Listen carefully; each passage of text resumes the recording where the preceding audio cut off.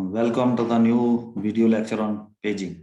आज हम इस पेजिंग के अंदर देखेंगे कि हम पेजिंग को ऑपरेटिंग सिस्टम के अंदर जो है पेजिंग किस तरीके से अप्लाई होती है, किस तरीके से इम्प्लीमेंट होती है। क्योंकि मेमोरी मैनेजमेंट की जो कॉन्सेप्ट है ऑपरेटिंग सिस्टम के अंदर, ये दो तरीकों से डिसाइड की जाती है generally, which is in the form of paging and segmentation. और हम ये कह सकते हैं कि जो वर्चुअल मेमोरी मैनेजमेंट का कॉन्सेप्ट है, that is implemented with the help of your paging and segmentation in the operating system.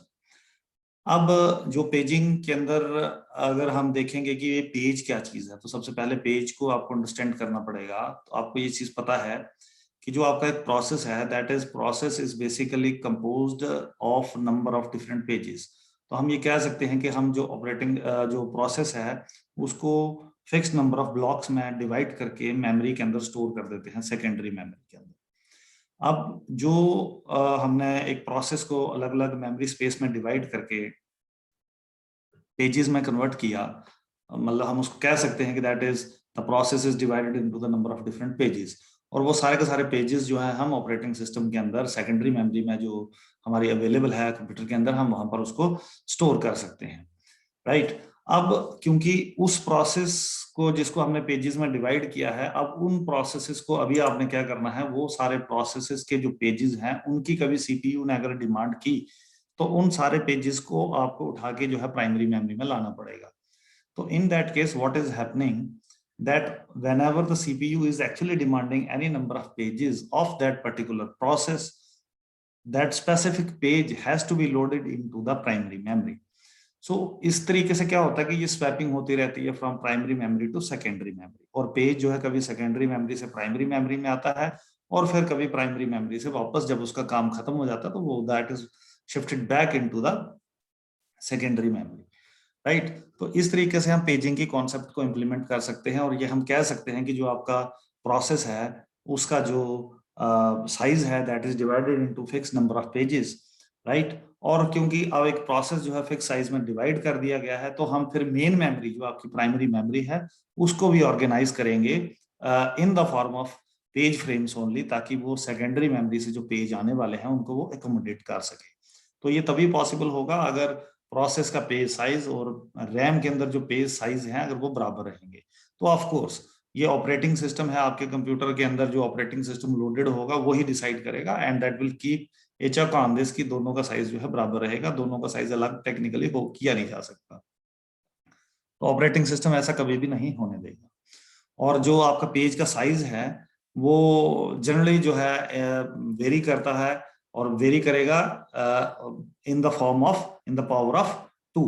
तो अब क्योंकि 0 और 1 बाइट्स में मेमोरी की यूनिट्स जो है वो that remains in the form of bits, और बिट्स को कंबाइन करके बाइट्स बनाते हैं, और फिर जो है बाइट्स को कंबाइन करके हम जो है किलो बाइट्स बनाते हैं, और फिर पेज का साइज भी जो है बाइट्स या किलो बाइट्स में डिसाइड किया जाता है। And this is again decided by the operating system की पेज का साइज कितना रहेगा, लेकिन जितना भी रहेगा that will always be in the power of 2। अब हम देखते हैं कि ये पेजिंग की इंप्लीमेंटेशन एक्चुअली ऑपरेटिंग सिस्टम में किस तरीके से होती है, ठीक है। तो अब हम एक एज्यूम करेंगे, यहाँ पर हम एक चीज को एज्यूम करते हैं कि हमारे पास क्या है, कि हमारे पास एक प्रोसेस है, एक प्रोसेस है जिस प्रोसेस का नाम हमने P1 रखा है, एज्यूम किया है, लेट इट बी एनीथिंग। तो एक P1 प्रोसेस है जिस P1 प्रोसेस के 4 पेजेस हैं, राइट।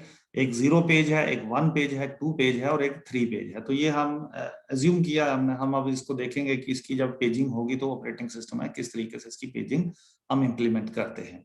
तो एक P1 प्रोसेस है, P1 प्रोसेस के 4 पेजेस हैं, ठीक है। तो यहाँ पर अभी हम ये भी देखेंगे कि पेजिंग के अंदर जब इंप्लीमेंट की जाती है तो कौन कौन से डेटा स्ट्रक्चर्स जो है यहाँ पर यूज किए जाते हैं। तो पहले तो यही है कि जो एक प्रोसेस है उसके कितने नंबर ऑफ पेजेस हैं। तो लेट्स अज्यूम कि एक P1 प्रोसेस है, इसके 4 पेजेस हैं, ठीक है। अब ये जो प्रोसेस है ये कहाँ पर लोडेड है, इस प्रोसेस को अगर आप देखें तो ये जो प्रोसेस है ये आपका सेकेंडरी मेमोरी में लोडेड है। अब जो सेकेंडरी मेमोरी है that is divided into number of different frames. तो अगर आप इसको देखें ध्यान से यहाँ पर, तो ये जो 0 1 2 3 4 5 6 अप टू 16 तक हमने यहाँ लिखा है, it will vary up to the size of your secondary memory. तो ये आपके क्या है, ये सेकेंडरी मेमोरी के अंदर जो पेज फ्रेम्स हैं ये उन पेज फ्रेम्स को डिनोट कर रहा है। तो 0 से लेके 1 तक हम ये अज्यूम कर रहे हैं कि ऑपरेटिंग सिस्टम इस सेकेंडरी मेमोरी में लाई कर रहा है and that is called as a low memory area. और पेज 2, पेज 3, पेज 4 जो है frame 2, 3, 4, 5, 6, 7, 8, 9 up to 16 they can be utilised for storing the pages of a process. तो अब यहाँ पर हम देख सकते हैं कि ये जो P1 प्रोसेस का जो पेज नंबर 0 है दैट इज अज्यूम्ड, इसको हम अज्यूम कर रहे हैं कि ये जो P1 का 0th पेज है that is loaded into the frame number 2। और पेज 1 जो है पेज 1 इस प्रोसेस का वो आपका फ्रेम 3 में लोडेड है, और पेज 2 जो है वो फ्रेम 4 में लोडेड है, और पेज 3 जो है वो फ्रेम 5 में लोडेड है। तो ये आपके कंसेक्टिव मेमोरी में, कंसेक्टिव फ्रेम्स में भी आपके पेजेस स्टोर हो सकते हैं, या ये अलग अलग एरियाज, अलग अलग फ्रेम्स में भी स्टोर हो सकते हैं which may not be consecutive to one another, that is not the issue. लेकिन अब ये सेकेंडरी मेमोरी में जब पेजेस पड़े हैं तो सबसे पहले आपको कैसे पता चलेगा कि कौन सा प्रोसेस का कौन सा पेज किस फ्रेम में लोडेड है? तो ये कहाँ से डिसाइड होगा? ये आपका एक स्ट्रक्चर रहेगा पेज टेबल। तो पेज टेबल एक आपका एक बड़ा सेंसिटिव सा डेटा स्ट्रक्चर है which is keeping the information of what, ये आपको दिखाता है कि प्रोसेस का, हर एक प्रोसेस का एक पेज मैप टेबल होता है, और हर प्रोसेस का जो पेज मैप टेबल होता है वो क्या करता है कि उसको वो सारा ये काउंट करके रखता है, वो सारा हिसाब रखता है अपने पास कि प्रोसेस का 0 फ्रेम, प्रोसेस का 1 फ्रेम, 2 फ्रेम और 3 पेज, यानी कि जो प्रोसेस के अलग अलग पेजेस हैं, 0 पेज, 1 पेज, 2 पेज, 3 पेज, ये किस किस फ्रेम में लोडेड है। तो यहाँ से पेज मैप टेबल से ये पता चलता है कि पेज मैप टेबल का जो है प्रोसेस P1 का जो 0th पेज है that is loaded into the frame number 2।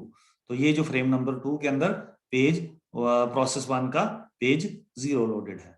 और सिमिलरली आपका प्रोसेस का जो, इसका जो प्रोसेस P1 का जो फर्स्ट पेज है that is loaded into the frame 3, second page is loaded into the frame 4 and third page is loaded into the frame 5. This is a very sensitive information, और इस सारी information को maintain करने के लिए operating system जो है page map table data structure का यूज करता है।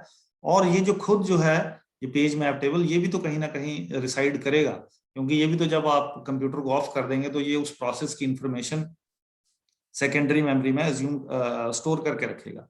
तो हम ये अज्यूम कर लेते हैं कि प्रोसेस का जो पेज टेबल है that is loaded into the 9th frame.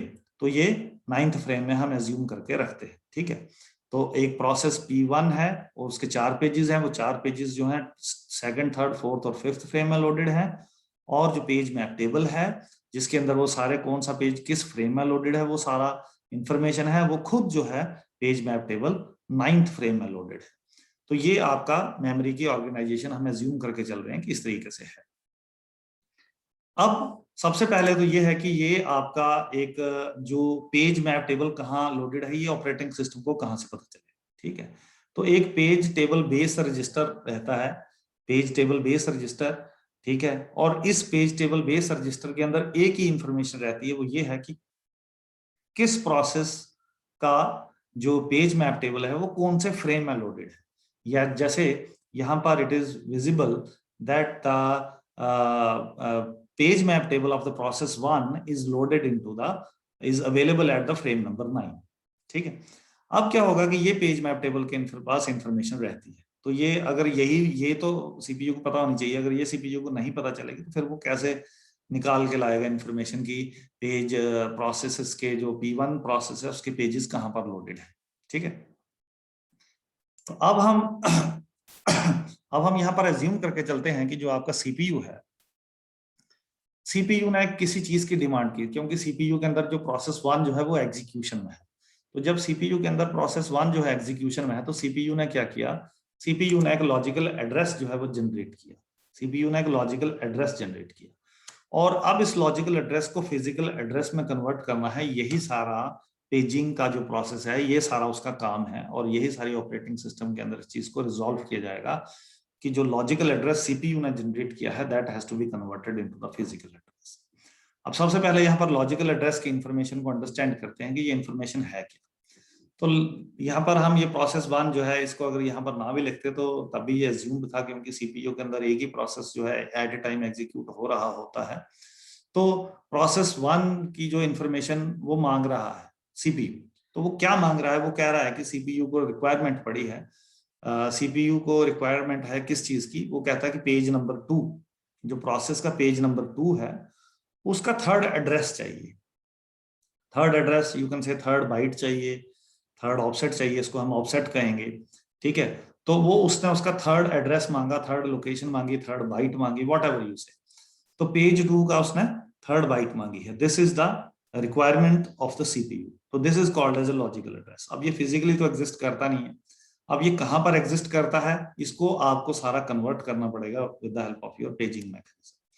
तो सबसे पहले जब इसने प्रोसेस वन को सीपीयू ने इसकी जब डिमांड की, जब प्रोसेस वन के एक पर्टिकुलर पेज के एक पर्टिकुलर बाइट की जो है इसने डिमांड की, तो सबसे पहले क्या हुआ कि सबसे पहले उसने जो है page map table, page table base register के अंदर देखा कि प्रोसेस वन का जो है फ्रेम कहां पर, किस फ्रेम में जो है पेज मैप टेबल उसका पड़ा हुआ। तो फ्रेम नंबर 9th में पड़ा था, तो उसने वो 9th से ये उठाया और पेज टेबल को रैम के अंदर जो है लोड कर दिया, रैम के अंदर लोड कर दिया। अब जब रैम के अंदर ये लोड हो गया, अब रैम, अब सीपीयू को डायरेक्टली इंफॉर्मेशन जो है रैम से पता चलती रहेगी कि इस प्रोसेस के कितने पेज हैं, कौन सा पेज कहां पर है। अब इस प्रोसेस का एक्चुअली मैकेनिज्म शुरू होता है कि ये जो लॉजिकल एड्रेस जनरेट किया है इसको फिजिकल एड्रेस में कन्वर्ट करना है। And the process is very simple also, कि वो पेज नंबर 2 को देखेगा, क्योंकि अब उसने पेज नंबर 2 की डिमांड की है, तो पेज नंबर 2 कहाँ रिसाइड कर रहा है, तो पेज नंबर 2 वो देखेगा कि पेज नंबर 2 जो है that is actually residing in frame number 4। जो सेकेंडरी मेमोरी में फ्रेम 4 है उसके ऊपर जो है आपका पेज 2 रिसाइड कर रहा है। तो अब वहां पर वो क्या करेगा कि अब वो उसकी फिजिकल कन्वर्जन जो है, उसकी फिजिकल एड्रेस कन्वर्जन शुरू कर देगा, और फ्रेम 4 को वो इस थर्ड एड्रेस के साथ, यानी कि which is called as the offset value, इस ऑफसेट के साथ एक्चुअली वो थर्ड फ्रेम 4 के अंदर जाके थर्ड वाला एड्रेस जो है वो ऐड करेगा, ठीक है। अब जब थर्ड वाला फ्रेम 4 थर्ड बाइट को एड्रेस करेगा, तो वो एक्चुअली जाके इस लोकेशन पे, सेकेंडरी मेमोरी की इस लोकेशन पे, यानी कि प्रोसेस 1 का जो सेकेंड पेज है उस पेज के थर्ड एड्रेस को वो ढूंढ के लाएगा, और that will be actually the physical address which is required by the CPU, और वो उसके बाद जो है ये एड्रेस जो है सीपीयू को देगा।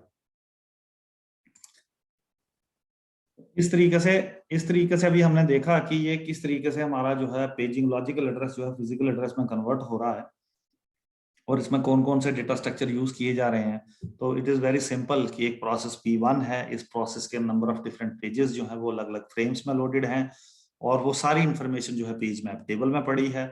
जब भी सीपीयू ने किसी प्रोसेस का कोई पेज का कोई बाइट मांगा, तो वो पहले जो है पेज टेबल बेस रजिस्टर से इस प्रोसेस का जो पेज मैप टेबल है उसको मेमोरी में लोड करता है, और उसके बाद वहां से उस पर्टिकुलर फ्रेम को मैच करके उस बाइट को, उस ऑफसेट वैल्यू को उसके साथ ऐड करके वो फिजिकल एड्रेस जनरेट करता है। तो this is how the CPU finds the actual address with the help of your paging. तो अब हमने ये पेजिंग को यहाँ से अंडरस्टैंड किया, अब हम इसके देखते हैं कि इसके एडवांटेजेस और इसके डिसएडवांटेजेस क्या हैं, बड़े शॉर्ट फॉर्म है। तो वो पेजिंग का अगर हम इसका एडवांटेज देखें तो इसकी बड़ी सिंप्लिसिटी है इसको इम्प्लीमेंट करने में, क्योंकि पेज का साइज फिक्स्ड है, राइट। तो क्योंकि आप फिक्स साइज का, जब आपको एक चीज पता चल जाती है कि ये साइज इतना होने वाला है, तो इतनी मेमोरी पहले से आप जो है पहले से एलोकेट करके रखते हैं, और वो अगर पेज जो है उसमें फिट हो जाता है ऑटोमेटिकली, आपको पेज के साइज, अलग अलग साइज होने का जो ओवरहेड है, जो उसको मैनेज करने का जो ओवरहेड है, वो आप पेजिंग के अंदर जो है बिल्कुल भी नहीं आता है, राइट। अब क्योंकि पेज का जो साइज है वो फिक्स्ड रहता है, और इसकी वजह से स्वैपिंग भी आसान रहती है, राइट। अब ये इसका डिसएडवांटेज क्या है, कि डिसएडवांटेज ये है कि पेजिंग के अंदर की एक्सटर्नल फ्रेगमेंटेशन तो रिड्यूस हो जाती है, but it still suffers from the internal fragmentation. Internal fragmentation तो रहनी ही रहनी है, उसको तो आप सेगमेंटेशन में, पेजिंग में जो है नहीं रिड्यूस कर सकते, लेकिन एक्सटर्नल फ्रेगमेंटेशन को काफी हद तक जो है आप सॉल्व कर सकते हो उसकी प्रॉब्लम को।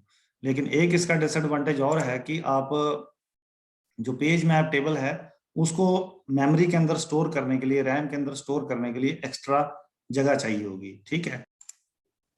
जिसको हम ओवरहेड कह सकते हैं कि पेज मैप टेबल को जब हम रैम के अंदर लोड करेंगे तो वो हमारे लिए एक एडिशनल बर्डन है, क्योंकि हमारी रैम को वो कहीं ना कहीं थोड़ा सा वेस्ट कर रहा है।